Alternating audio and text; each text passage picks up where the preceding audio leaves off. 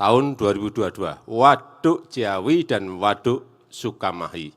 Kemudian hari ini telah selesai dikerjakan sodetan Ciliwung. Dan untuk penanganan banjir di Jakarta itu belum cukup. Karena kita di Jakarta tidak hanya ngurusi yang namanya Sungai Ciliwung saja. Ada 12 sungai yang lain yang juga perlu ditangani secara baik.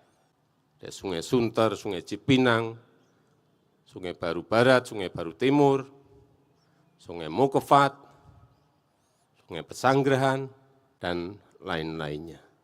Belum kita ngurusi yang namanya banjirop yang naik ke daratan DKI Jakarta.